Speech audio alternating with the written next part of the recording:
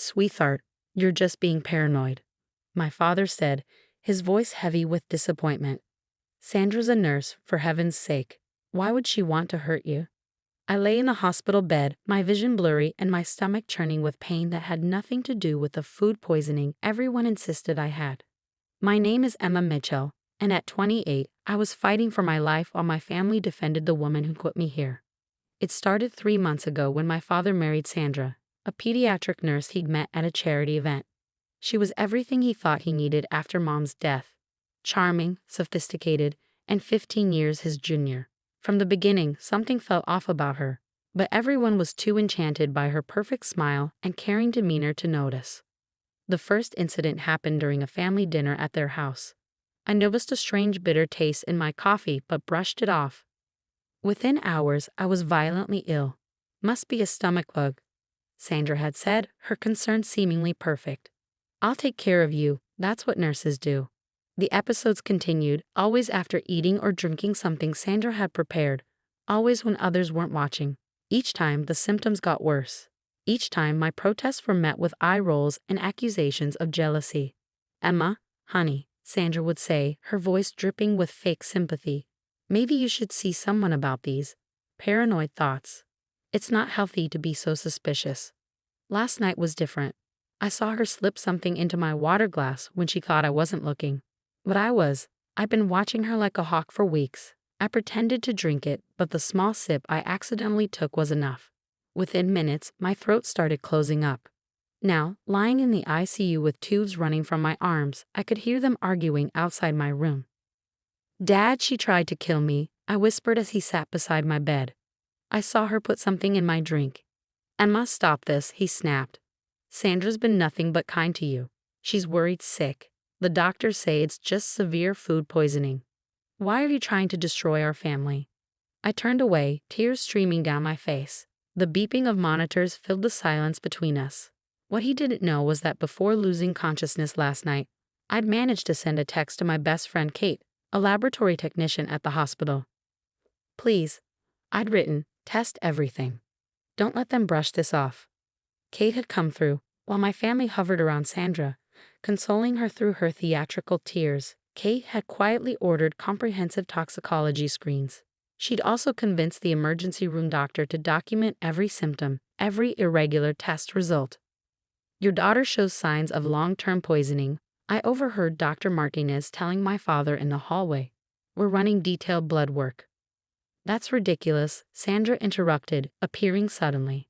"I'm a nurse. I would have noticed. It's clearly just food poisoning. Maybe she has a sensitive stomach."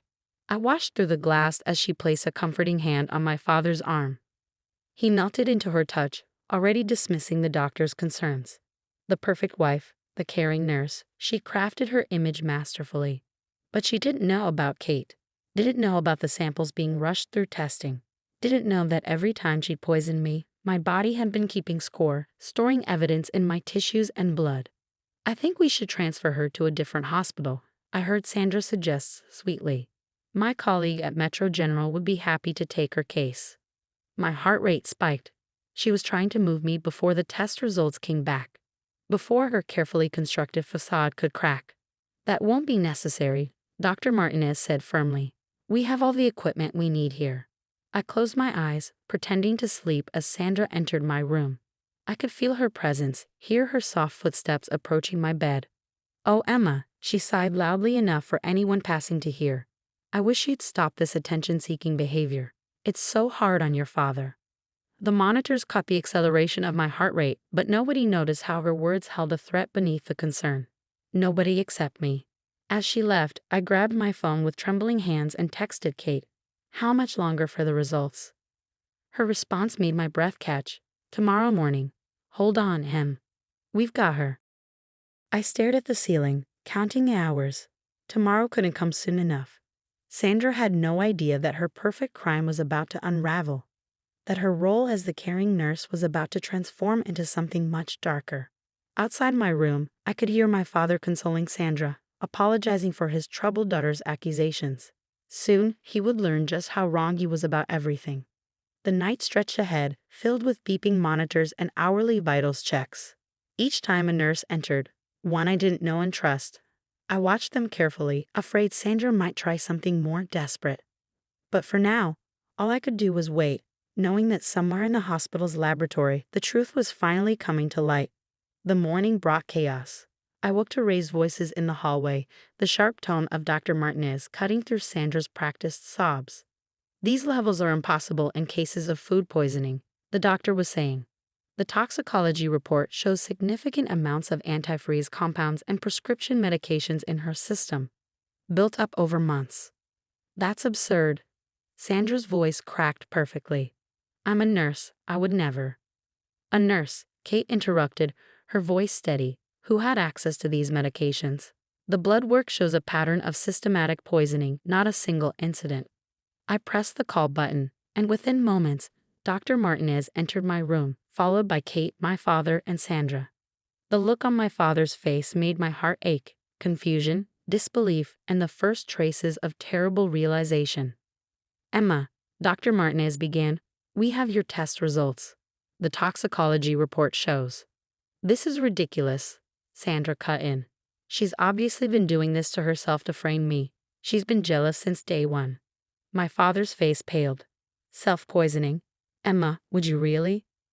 The pattern of poisoning, Kate interjected firmly, corresponds exactly with family dinners and visits to your house. We have documentation of each hospital admission, each mysterious illness. The concentrations in her tissue samples tell a clear story. Sandra's perfect mask began to crack. You can't prove anything. I'm a respected medical professional. Who would believe? The police would, Dr. Martinez said quietly, which is why they're on their way. The change in Sandra was instant and terrifying. Her sympathetic smile twisted into something ugly. You ungrateful little brat, she hissed at me. I tried to do this quietly, give you a dignified exit, but you just wouldn't die. My father stumbled backward as if physically struck. Sandra, what are you saying? Your precious daughter, she spat, standing in the way of everything. You know what your will says, David. Everything goes to her. Everything. I wouldn't get a penny. The room fell silent except for the steady beeping of monitors. My father's face had gone from pale to ashen. You married me for money. Of course I did, Sandra laughed, a horrible, hollow sound. You think I wanted a man twice my age, but your perfect little Emma had to ruin everything. Couldn't just get sick and die like she was supposed to. 2 police officers appeared in the doorway, summoned by Kate's silent signal. Sandra's eyes darted around like a trapped animal's. Mrs. Mitchell, one officer started. That's not my real name, Sandra sneered. You think David was my first? Rich men with grown daughters are so vulnerable. As the officers moved to arrest her, Sandra lunged toward my IV stand. Kate intercepted her, proving that years of kickboxing classes paid off. The officers quickly restrained Sandra, leading her away as she screamed threats and accusations. My father collapsed into the chair beside my bed, his head in his hands. Emma, I'm so sorry, he sobbed. I didn't believe you, my own daughter, and I didn't believe you. I reached for his hand, my own anger warring with compassion for his pain. You loved her, Dad. She knew exactly how to use that. Kate and Dr. Martinez quietly left us alone, though I knew they'd be back soon with more questions, more tests, more documentation for the case against Sandra. I should have seen it, my father continued. The way she always insisted on preparing your drinks, how she volunteered to nurse you when you got sick. I thought she was being kind. She was good at her act, I said softly. That's how she got away with it before. His head snapped up. Before. Kate did some digging, I explained. There are 2 other cases in different states. Rich men, dead daughters. She disappeared before anyone could prove anything. My father's face crumpled again, the weight of his mistake crushing him. I brought her into our lives. I gave her the chance to hurt you. I squeezed his hand. Dad, listen to me. She fooled everyone. Doctors, nurses, her colleagues. The only reason she didn't succeed was because of Kate and Dr. Martinez believing me. Outside the room, I could hear the buzz of activity as police officers interviewed staff, collected evidence, and built their case. Sandra's perfect plan had fallen apart, her history of similar crimes surfacing as detectives dug deeper. How can I ever make this right? My father asked, looking older than I'd ever seen him.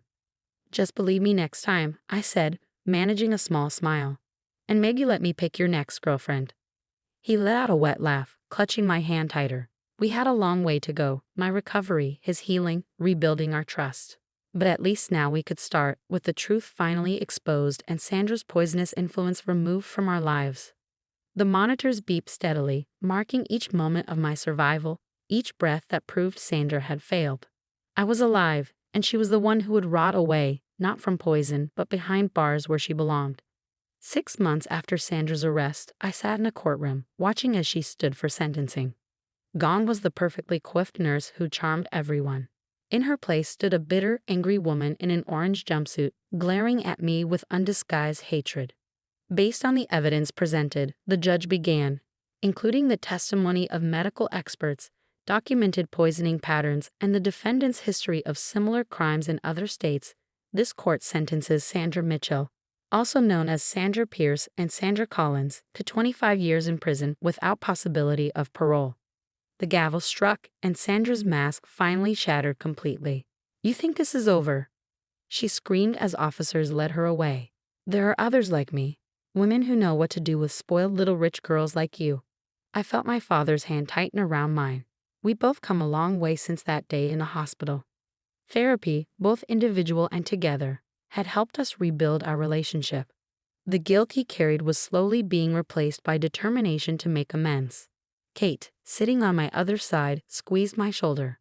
"Let's get out of here," she said. "I think this calls for a celebration." We left the courthouse together, stepping into the bright autumn sunshine. My recovery had been slow but steady. The lasting effects of the poisoning would require ongoing medical monitoring while I was alive. More than that, I was stronger. "I have something to show you both," my father said as we reached his car. A surprise. He drove us to our old family home, the one where Sandra had systematically poisoned me during those family dinners.